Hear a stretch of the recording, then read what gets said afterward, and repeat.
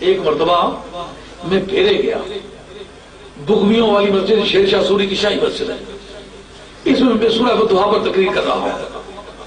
پیر کرم شاہ صاحب اور صاحب خواجہ قمر الدین سیالوی رحمۃ اللہ علیہ، یہ دونوں بزرگ تشریف لاتے ہیں۔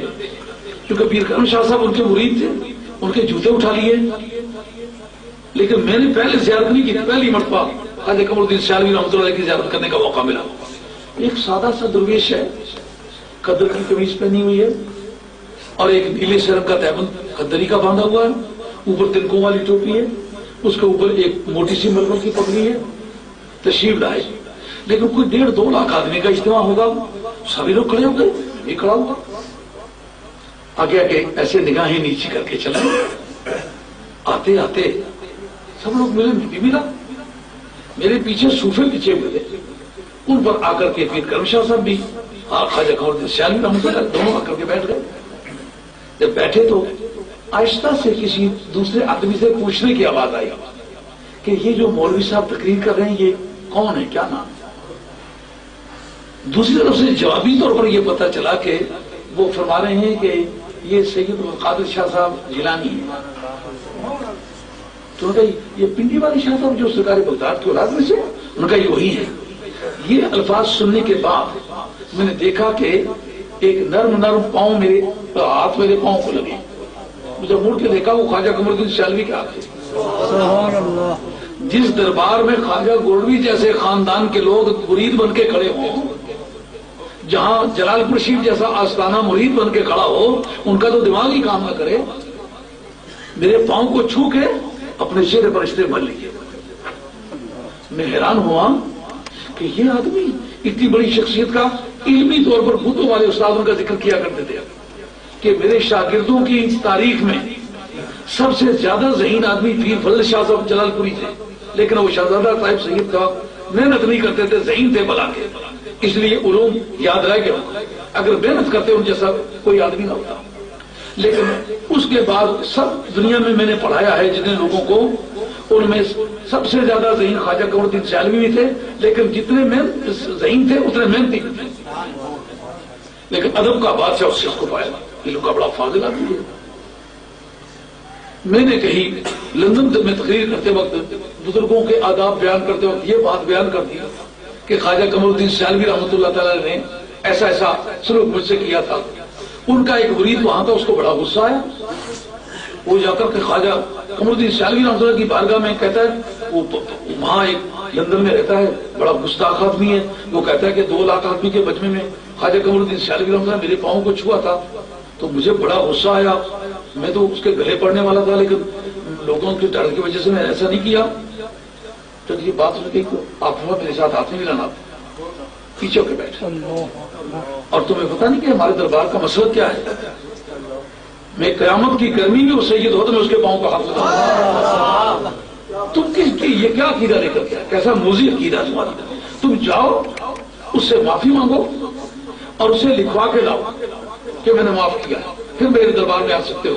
اگر یہ لکھوا کے نہیں لاتے ہو میرے پاس نہیں آ سکتے۔ وہ آدمی اچانک آیا، وہاں لندن ہی رہتا ہے، وہ آ کر مجھ سے معافی مانگی، تو مجھے کہتا آپ لکھ کے دے۔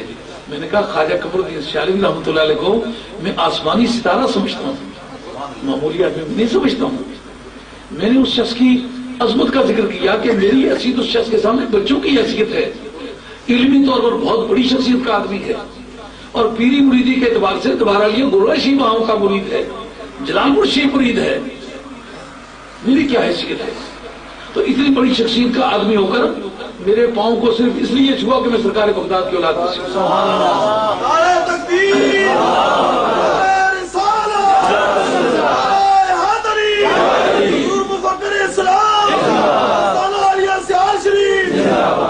خواجہ قمر الدین سیالوی رحمۃ اللہ علیہ ایک مرتبہ کراچی میں ایک سید مزمل شاہ صاحب بدھوں والے استادوں کے شاگرد ہیں، بڑے لائق اور فاضل آدمی ہیں، ان کو کہا نماز پڑھاؤ۔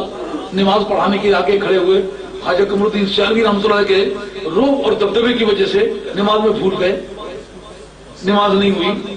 جب سلام پھیرا تو آپ نے کرنے سے نیچی کر لی، باقی کچھ دوست پاس بیٹھے ہوئے ہیں، ان کا دل چاہتا ہے کہ کہیں کہ صبح کی نماز ہے، وقت جا رہا ہے، تو ان کو کہیں نماز نہیں ہوئی دوبارہ پڑھاؤ یا خود پڑھائے. آپ 1-2 منٹ اس سے مراقبہ فرمانے کے بعد فرماتے شاہ صاحب نماز میں بڑا مزہ آیا ہے, ایک مرتبہ اگر دوبارہ پھر اسی طرح پڑھا دے تو.